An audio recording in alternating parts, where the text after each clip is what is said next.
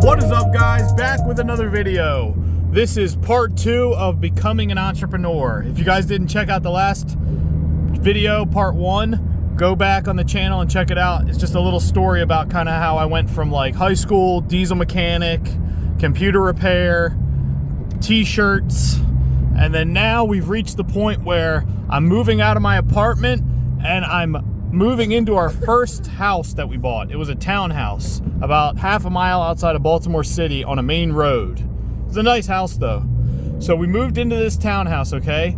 Right now at the timeline, I graduated high school in 2002. At this point, it's about 2011, 2012. So it's about 12 years into my journey of high school, trying community college, Lincoln Tech, becoming a mechanic, starting a computer repair, starting a windshield repair, starting a clothing thing, selling shirts at skate parks and all around the cities in Washington and Baltimore and at events.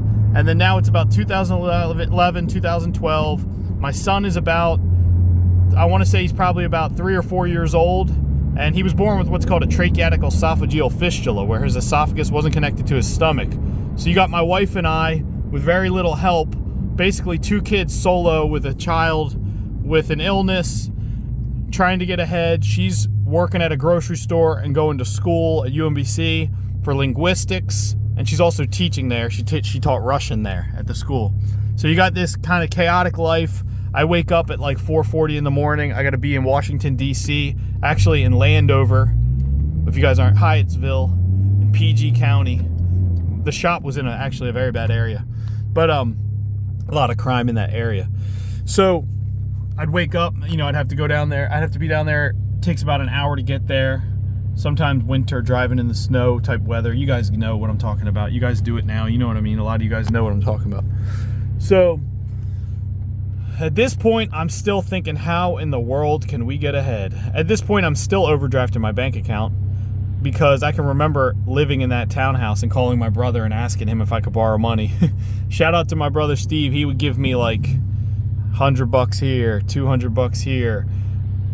Actually, I don't know. I could probably get in trouble for saying that. But one time we needed, for an application, we needed money. We had to show that we had money in our bank account, like a certain amount of money. He was so cool. He actually gave us the money, let us put it in our bank account, waited until we got the statement, downloaded the statement, then took the money back out and gave it back to him. So situations like that, you know what I mean? A good brother. So at this point, a lot of stuff's happened in our life. A lot of crazy stuff had happened in our lives all throughout this time. So we're at the point now where I'm still working as a mechanic. I just had to drop my daughter off at school. So there's a 911 sitting pretty. So at this point, I'm still working as a mechanic. I think I said that 6 times already because I can't remember what's next. So what's next is I'm still doing the t-shirts. I'm doing a little bit of computer repair here and there. Because I get phone calls randomly because I put it on Google. And then I noticed my wife, we're hanging out. She's making bracelets. Like, my wife is just like hanging out, like making bracelets, and she's got like a magazine like folded in half, like folded to where it's like a U, like that. And to keep it folded like that, she has like a white string going across it with like those metal clips. Do you know what I mean? Like holding the string across. So it's keeping the magazine like that, and it's keeping the string going across like really tight. I don't even know where she learned to do it. And then, so she's like braiding on top of the white one with different color thread. It took her a long time to make one, but she would make like a bracelet, and then she would like, after she make the bracelet or part, she'd fold it around. She'd make a little tiny knot that was like a slip knot where you could pull the strings. By the way, if I seem like I'm not talking or thinking as fast today, because I slept like 5 hours last night, and I'm solo with 3 kids, so I'm a little sluggish. My daughter's potty training, so I have to wake her up multiple times throughout the night. So I had like alarms set like 10:30, 2:30, 5:30, you know what I mean? So I'm dragging a little if I sound like I'm a little sluggish.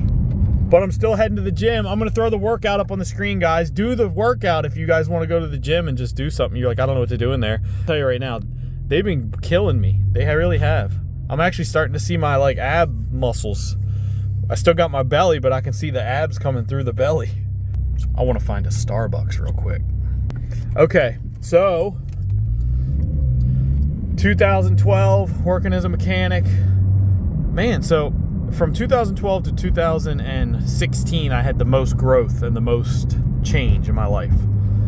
So I'm just on eBay. I'm starting to get really into the internet because I was doing the quality brand and I started a Shopify store. So I started getting like really into like just advertising and stuff, and I was just learning more about marketplaces. So I was on Etsy and I was on eBay, just scrolling, you know, looking at different things. I would just kind of like study. I was good at kind of like seeing trends, or I would notice patterns, you know. And I was on eBay. It was around Christmas time, and I'm looking and I see these Uggs, and the Uggs, dude, were selling for so much money. And you know how on eBay it'll say in like blue parentheses like 1,100 sold from the seller. I saw like every single one of the sellers had crazy numbers, like 15,000 sold. So I was like, holy crap. I'm like, I wish I could find Uggs. So I tried to like look and see where I could get Uggs like from the manufacturer. Like, can I buy them in bulk? And then I went on AliExpress because I already knew about Alibaba and all that stuff. I went on AliExpress and I typed in Uggs, and all these pairs of Uggs came up. Like, and the one I was looking at had like really good. The seller had a gold. They used to rate. I don't know if they still rate them like that, but the seller was rated like gold or platinum or something like that. And the ratings were like all good. And I clicked through the pictures. It came with the box and all the materials. I still think that Uggs says that they're all made in like Australia. I don't know where they say they're made, but I still think that this company I bought them from was the actual Uggs manufacturer, and they were like selling them on the side. Because like I've seen that before too, like other brand, like I think they were the legit Uggs. I really do. So, but at first I didn't know what I was doing, you know. I didn't know if they were or not. I thought they were, but I wasn't sure. So I took the picture. I didn't know I was drop shipping. I didn't know what I was doing. Like drop shipping, there was no YouTube guy saying drop shipping. Yeah, this is 2011, 2012, because 2013 I started the website for the jewelry stuff. Yeah, so okay, so I didn't know I was drop shipping. So I take the listing, I copy the picture, and I save it to my computer, all the different pictures, and I put it on eBay. I open up I already had an eBay account. I made the listing and I listed it. Dude, I'm not exaggerating, within minutes. All I did was like double the price. The price was so cheap on AliExpress, I just doubled it, and it was way less than everybody else's. And it was Black Friday time, like Christmas time. And dude, within minutes, they were selling like crazy. Like, I'm not exaggerating, like they were selling like crazy. So I had to go and take the eBay's people's information and go back over to AliExpress, and I had to order a pair with their information. Do you get it? Well, it got to the point where I didn't have any money. I didn't have any money to order them because eBay it's connected with PayPal, and the PayPal, you know, when it's like a fairly new account and money starts coming in, especially from sales from eBay, they lock the money for a certain amount of time. So I couldn't like get the money from the sales to buy the shoes, and I knew it was going to take a long time for them to arrive, and it was Christmas time, and I thought this is going to become a nightmare. So I called my mom. She lives in Florida. And I'm like, Mom, I couldn't ask my brother. He already had helped me so much, dude. Like, I think at the time I still owed him money. And my mom was like, what is going on? And I was explaining it to her. And I was trying not to scrape coming in this parking lot. I was trying to explain it to her what I'm doing. She was like trying to wrap her head around what I was doing. I was like, trust me, I will give you the money back. I sent her like screenshots or something, like showing her I was making sales. And she gives me, I still remember it was a Southwest credit card. I remember it was Southwest. The airplane was the credit card. And so she let me use the credit card to use her credit card to buy the Uggs so I could get them shipped out. Well, it got to the point where like I couldn't put any more like on her credit card. Like, I'm not exaggerating. I want to say maybe she can check her statement. I might be exaggerating the numbers, but I feel like I made double the money that I spent, and I feel like I was up in, I feel like I made like maybe like double 1.5, like 1.5 times the money that I spent. And I feel like we had almost $5,000 on our card, like in Uggs that we were buying. So then I start getting like nervous because I was in PayPal and I was trying to get the money out of PayPal and it was locked in there. This is all the same night. And I was like getting kind of nervous, you know, because I'm like, this is getting a little out of hand. And I just was like worried, you know, I didn't know what I was doing. And I felt like, oh my gosh, this is getting crazy. Like there's a lot of different orders. There was a lot of orders. And none of the trackings were updating, like none of them. AliExpress wasn't sending me anything. And then when they did, it was like, it wasn't an e-packet, but it was like some weird Z number. And I tried to put it in eBay and eBay wouldn't accept the tracking number. Even with the China carrier that I selected, it wouldn't take the tracking number. So PayPal kept like telling me that I wasn't updating. I needed to ship these to get my money. And I didn't have any way to update the tracking.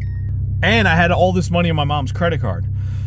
So what I did was I stopped, and then I actually started refunding the ones that I hadn't bought on her credit card because I didn't have any more money to get and I couldn't put any more on her card. So I started refunding like a ton of them. Hey, morning, is that Chris? Hey, what's up? How do you know who it is? Good, how are you? How's it going? Good, a little chilly, but it's going. Oh, that's cool, man. I'm at a different Starbucks too. How do you know me? I just know. No, I know who you are. You're Brad, right? Yeah. What's up, dude? No, that's cool. Can I have a, hopefully I'm not screaming in your ear. No. Oh, can I have a grande Pike Place with cream and 3 stevia? Yeah. And a cup of water. I got you. Come on down. Thanks. You're welcome. All right, so I'm freaking out kind of, you know, I'm refunding all these Uggs. And then the dust settles, some time goes by, and dude, people started getting their Uggs. Like they started getting their Uggs. I was like so excited because the money was locked for like 6 months in PayPal. It was one of those things where there was like a case and everything because it was so much sales in such a short period of time. It was like a red flag. But one guy wrote, if it was so great and you made so much money, why didn't you keep going? So I had responded to him. So what happened was I got hit with PayPal for an authenticity validation. So I had to validate that they were authentic because it was a brand. I had no way to validate it.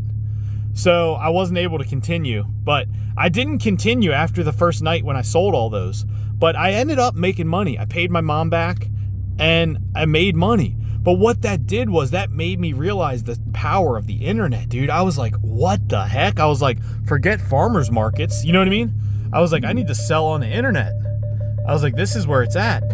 And so then I just got obsessed with the internet. So I started trying to scale out the quality clothing thing online with sizes, but nobody wanted it. I didn't know how to build a brand. There wasn't Reels or anything back then, you know. It was just an Instagram post or just a Facebook post.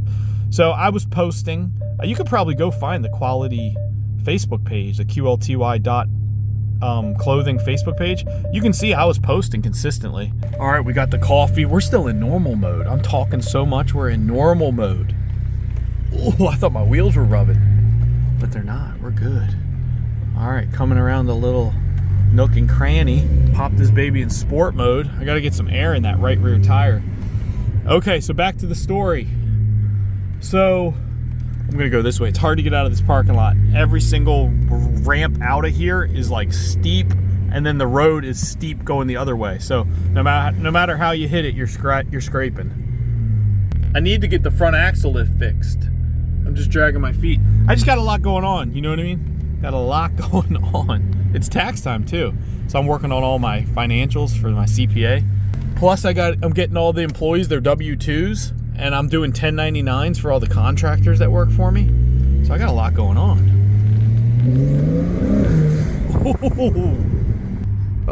When am I gonna learn my lesson? When am I gonna learn my lesson? I got coffee on my phone. I can't even press the stop recording button. I'm gonna make a shirt that says, for the love of turbos. Do it for the turbos. With coffee splattered all over the shirt. Oh man, I'm dreading this workout. My wife's in Miami driving her mom and sister to the airport, and she said she did the workout this morning, and then she sent it to me. And she's 18 weeks pregnant, so I can't skimp. I gotta do it, you know what I mean?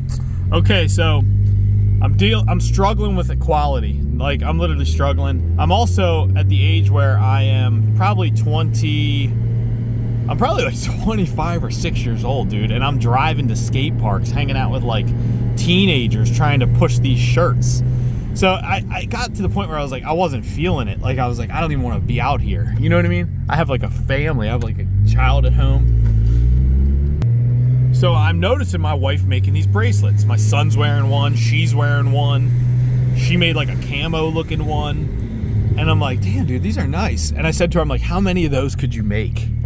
She's like, I don't know. She's like, probably like, maybe I can make like 25 or 50 in a week. And I was like, can you make 100 of them? And she was like, yeah. She's like, I think I can make 100.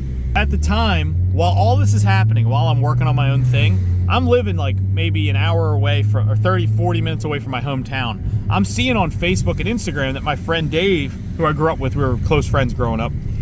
I'm seeing on Instagram that he's selling candles. And I'm like, this is cool. I'm like looking at his thing and I'm like, man, he's selling candles. And he's making wine bottles. He's making wine bottles and cutting them in half and making candles out of them. So he starts selling these candles, and I'm like, it was like motivating because I'm like, I had another friend, you know, doing something. Like, I had the I told you guys in the last video that my friend Sal, and he was doing laugh skateboards, kind of motivated me to do. I saw him having his own thing. I wanted to have my own thing. So really got me pumped was when he posted that he was at the CMA Awards. He was like, and I was like, what? I'm like, no way. And then he putting pictures. He's got like Jason Aldean and all these people. I'm like, I'm like, what? I'm like, this is wild. So then I was really motivated, you know? Sorry, I was trying to get the coffee off my pants with water. So it was motivating, you know, to see like a friend doing something like that. And it's like you have this level of like where you're like excited because you're like, you have this, it's the same thing that people say. Have you ever listened to like a song? I haven't had this experience since I was like a kid, like probably in my 20s or younger. But you listen to a song and it sounds so cool or so good, but it's like for some weird reason you like it so much, or you're watching someone do something so amazing and you love it. You love what they're doing, but while they're doing it, you have this like feeling of sadness too, and you can't describe it. It's because you're witnessing someone else's like greatness. And by witnessing their greatness, you're also like subconsciously like aware of your, like, I wouldn't say mediocrity, but like maybe you're like aware of like your deep-seated fears that's holding you back, and you know you could be what they are. Like that, you know, I can't describe it. It kind of inspired me to like, man, I can do something like that, you know? And at the time, he started a store on the main street, this is pretty wild actually. So he started a store on the main street of the town we grew up in. And you know how I mentioned Laugh Skateboards a while back? That guy and the friends that he had, the group of friends he had, they ended up their childhood dream came true. They opened up a skateboard shop on the same street that he has his shop. Still today, still right now, they both have stores on the same main street. So these were the friends I had growing up. So everybody was kind of like, we were kind of the bad kids a little bit. You know what I mean? We were kind of the ones that were like, we weren't, I guess we had a problem with authority or something. We were a little bad, but you know, it played out in life that we didn't care about breaking the rules kind of when we were young. So I'm not saying to go break the rules, but I'm saying that when you learn to only stay in line and follow the rules, you learn to never take risks, and you learn that failing is bad. But in real life, failing's not bad. Failing is how you succeed. The more you fail, the more you succeed. That same guy, Jason Salney, when I was a kid growing up, when we were skateboarding and I kept falling, and I was like, he was so good. And I'm like, dude, how are you so good? And he said, you need to fall more. Like I was doing the same tricks over and over and over, the ones that made me look cool and I knew I could land. But he was saying, no, you needed to fall more. That's why you're not that good. You don't fall that much. And you're like, what? You're like, I thought if you fall, you're not good. But it's like, no, actually, in reality, in real life, the more you fall, the better you are. So you just have to fall and fall fast and fail fast. You know what I mean? And pick yourself up and move on to the next thing. But if you do that, you don't realize, it's just like Napoleon Hill said, that every adversity has an equal seat of opportunity. So if you just take that theory and apply it, it's like, oh, okay, then let's fail as many times as we can, because you're just stacking little wins If you just got to look at it from a different way. It's not a fail. You're just learning something and moving on. Like everything I've described from over these like 10 years that I'm describing to you guys, I can't even tell you how many people I knew that said, God, you're always doing one thing to the next, or man, do you ever sit still, or you ever settle on one thing, or why do you give up so quick, or why, do you know what I mean? Like so many people said that, but I knew what I was doing. I was failing fast, and I was taking mental notes of what not to do and how to improve it. I do the same thing now with my ads and my businesses now. I optimize them over time. You slowly start to tweak, and you tweak and tweak. That's why I always say the term dialed in, because it sums it up the best. You're dialing it in little by little, getting it just dialed right in. You know what I mean? So that's why I always say that term. Oh, look at that. For sale, 1 acre zoned rental office. They're saying they want to tear it down maybe. Or they're just saying that building's for sale. Man, I wonder how much that is. Commercial space down here, you're going to see a reckoning, because everything was set up on commercial lease. Commercial debt is like 5 years with a balloon at the end. And all these properties that people bought around COVID, they could pencil out because they were valued so high and the rates were so low. But now the debt service coverage ratio, it's not going to pencil out. And lenders require these guys to have a certain amount of space of free money. So for example, they want the debt service coverage ratio to be like 1.5 times or more. Like they want you to make rent plus have a lot of left over as a safety net. But with the new rates, they don't pencil out anymore.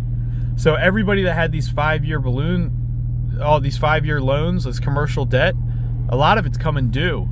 And they can't get new loans without putting tons more money in. They can get new loans if they put a lot more money down. But I don't know why I just sat at that light and then just turned right. It looked good because there was crossing guards, but I could have went. So I'm getting off topic. Back to Uggs. Then what was I saying? I was talking about, my buddy Dave, he opened the store. Okay, so she was making those bracelets. She got to the point where she made like 100 of them, okay? I called him because he had a store, and I said, hey, we have a bracelet company. Would you sell our bracelets if he's like, yeah, if you have like a display or something. And he had like kind of an artistic, rustic kind of like, he was selling candles that were made out of wine bottles, you know? But he was selling other things like handmade artisan jewelry and stuff like that. So I'm like, okay. So I go to work. I'm a mechanic. Dude, you got to just adapt and learn things and try things. That's what I'm trying to get at. Think of all the different things. You got to watch part 1, but all the different things I was trying, you know? So I took a block of wood. We used to take these big, huge blocks of wood. It was like a rectangle shape, you know, but standing up. And they were so thick, they would stand up. They're a rectangle. And you lay them flat, they're long. We'd stack them, and we'd put them under. We would jack the trucks up, and we'd put them underneath the front axles of fire trucks. And then we'd take the wheels off the fire trucks so we could get the hoist in there to remove like the radiator or remove the head or whatever we were doing on the fire truck. You'd have to take the wheel off. So I took one of those blocks, and we had a steam bay in the back, like with a pressure washer. And it was all covered in oil. The blocks are all oily, you know. So I pressure washed it. I pressure washed a bunch of them. I pressure washed a bunch of blocks. And they looked really cool. They looked like weathered, like wood, and the pressure washer was so strong in that steam bay that it's so hot too. It would like almost like rip pieces of the wood off, but it looked nice. It really did look nice. I don't think I even sanded it or anything. It just looked cool. Then I went to like a Hobby Lobby type store. I don't know what it was, Michael's or one of those kind of stores. And I bought like a round piece of wood, like a circle piece of wood, and I bought these long pegs. They were just long wooden pegs. They were all wooden. And I took them outside and I made them all dirty looking because they looked too clean, you know, compared to the block. And I drilled 4 holes, 2 on either side, and I got glue, like wood glue, and I stuck the wood into holes, and I made like a display. Well, that circle piece, I went online and I seen people put like things on wood, like pictures on wood. So I Googled it, and it said that if I use a certain type of printer, I can't remember if it was inkjet or laser. I think it was inkjet. If I print out the logo or whatever it is I have on the inkjet printer, I can put it on wood. with this thing called Mod Podge. I don't know if you guys are familiar with that. Arts and crafts people are probably like, yeah, duh. But I didn't know what it was. It looks like Elmer's glue, kind of. So I bought some Mod Podge, and I didn't have this type of printer. So I went to the FedEx Kinko's in Catonsville by the H Mart. It's probably still there. Look it up. Route 40 and Rolling Road. FedEx Kinko's. I bet you it's still there. It's next to a Starbucks. I went in there after work. I had my logo I made, and I knew how to make logos because, see, that's the thing. That's the other thing is you can't connect all these dots in your life looking forward, only looking back. I didn't know that the skateboarding and the filming and being all into logos and stuff was going to help me. I didn't know that learning how to use Adobe Photoshop and how to use Adobe Premiere as a kid to make skate videos was going to play a role in how I could make logos. You know what I mean? So every logo I have, I've made myself. So I made the logo, and then I printed it out. It was like bright royal blue, like kind of like that car. And I didn't know what it was going to look like, to be honest. I don't know why I printed that color. I don't even really like that color for like the logo on the wood, but I printed that color, and I put the mod, and you have to print the logo backwards, but on mine it didn't matter because it looks backwards either way. So I put the Mod Podge on the wood, and I put the paper on it, and I like smoothed it out. And I still remember in my basement next to the sump pump, I'll put a picture. I don't have a picture of the logo of the wood, but I have a picture of like where I was. I put them on my washing machine, my washer and dryer. It was funny in this house too. There were knives everywhere in this house. I was so weird. I remember it was our first house, and I wanted my wife to be safe, and we're like right near the city, you know. And I mean, there's some wild stuff that goes on in Baltimore, but I hid like steak knives, like full blown like kitchen knives all over the house, like weird spots. And I like trained her like, where's the knives in this area? And there's like you'd be in our basement, like down in our basement, and there's like literally like there'd be like 6 spots. There's like a knife. Like if you had to grab a knife, like if she was like doing her laundry and someone broke in. I'm just nutty like that. I'm still like that. So I'm like, she got knives. We got knives everywhere, weapons. I'm the kind of guy, you break in, you get hit with a crossbow in the shoulder, and you're like, what the? You look down, you're like, what? I'm up on some bluff with a crossbow. I'm getting way off topic.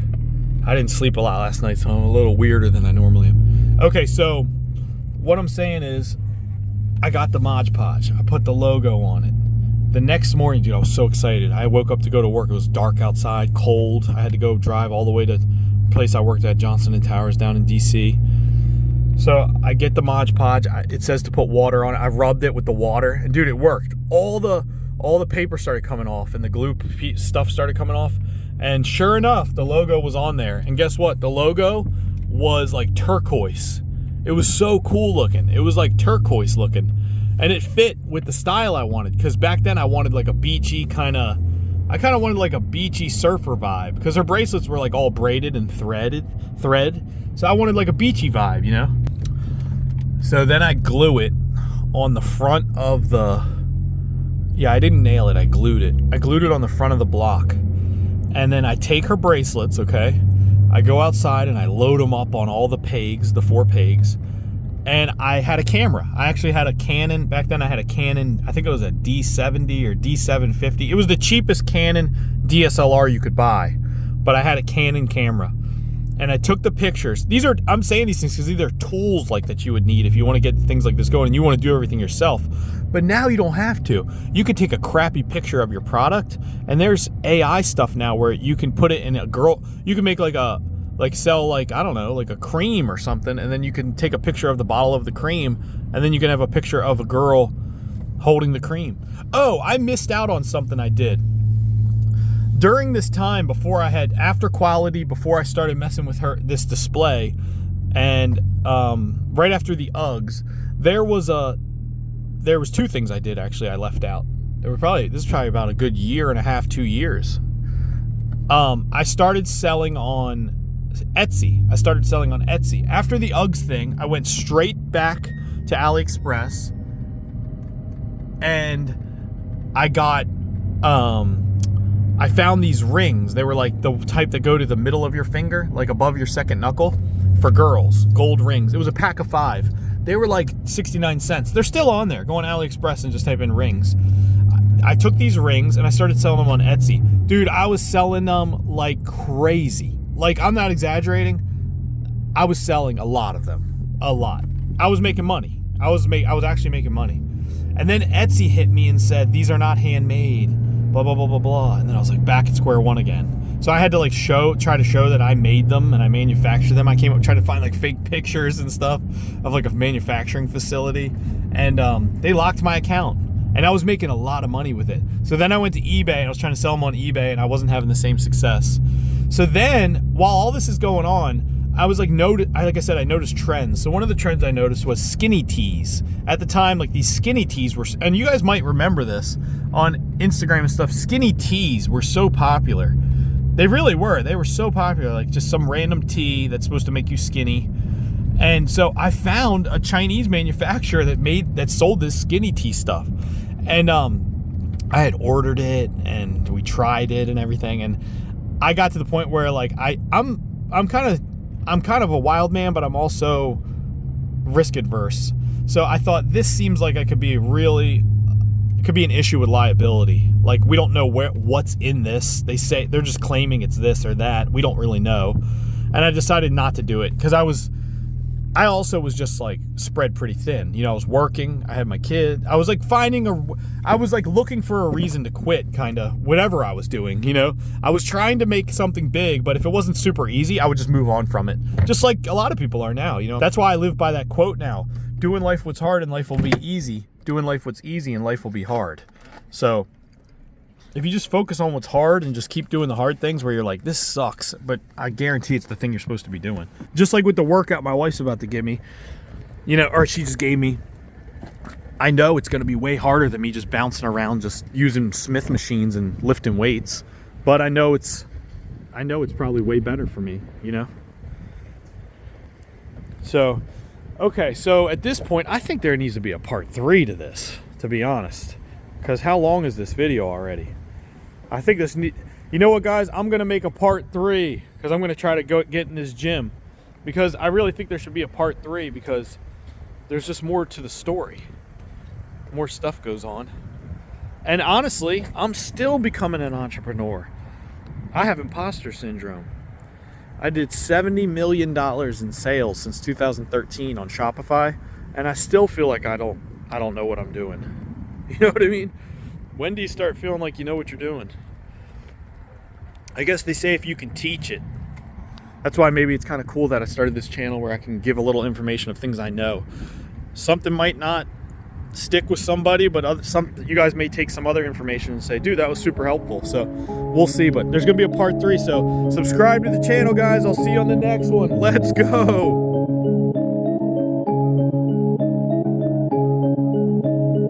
Come on, spill the tea. Yeah. Ooh. All right. Woo. This is light work. Come on, spill the tea. Yeah. Ooh. All right. Woo. This is light work.